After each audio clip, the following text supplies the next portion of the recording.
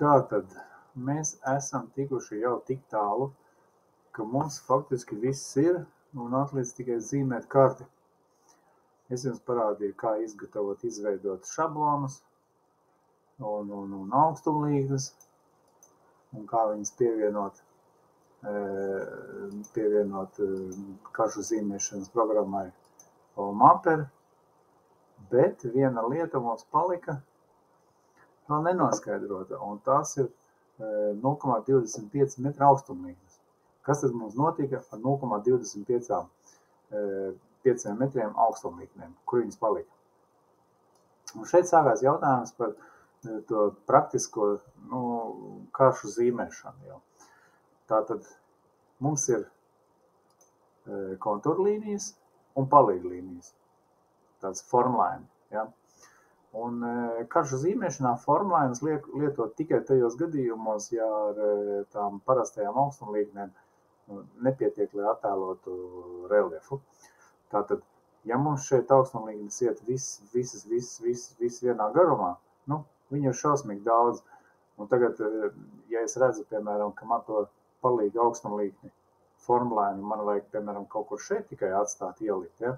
Tad viss pārējais man ir jāatdzēš ārā. Un tā ir tāda, tas tāds mokošs un smags darbs apstrādāt to visu materiālu. Jo to augstumlīkni palīdz, to formu līniju, viņi ir šausmīgi daudz. Tādēļ es daru visu vienkāršāk. Tas ir es tā daru. Citi varbūt dara savādāk. Es daru savādāk.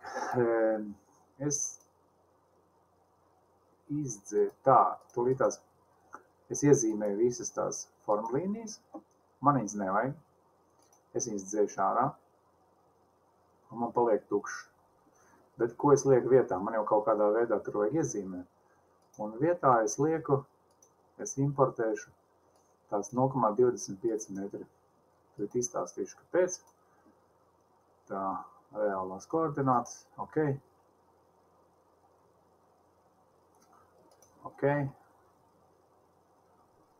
Ielieku. Tas ir manas 0,25 metru augstuma augstumlīknes. Viņas ir ļoti, ļoti, ļoti daudz, ļoti biezas, ļoti aizņem vietu. Un, lai tas tā nebūtu, mēs viņas mazliet pielabosim. Un šeit var editot apzīmējumu. Līnijas settingi.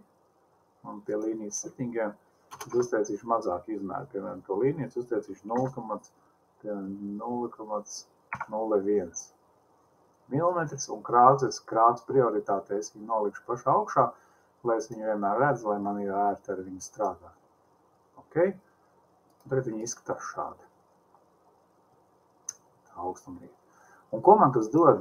Man tas dod to, ka, piemēram, starp katru augstumlīkni man tagad ir 5 metri.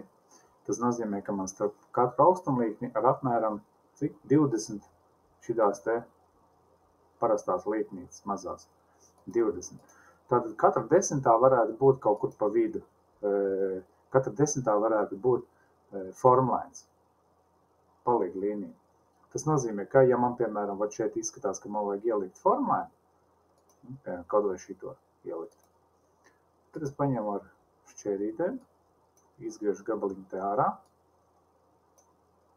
izgriežu gabaliņu laukā un nomainu viņu pret formlaini. Hop! Un rek, man ir gatavs formlains jau. Pārējās šitās te 0,25 metri, lai viņas man netraucē, piemēram, tā kā es strādāju ar kārtu, es viņas vienkārši noslēpju ar šo te apzīmējumu. Es viņas paslēpju, viņas nav redzamas, jo es tagad varu strādāt tikai ar augstumlīknēm un ar formlainiem. Es tos formlainus ielieku tikai tur, kur man vajag. Kaut kā tā.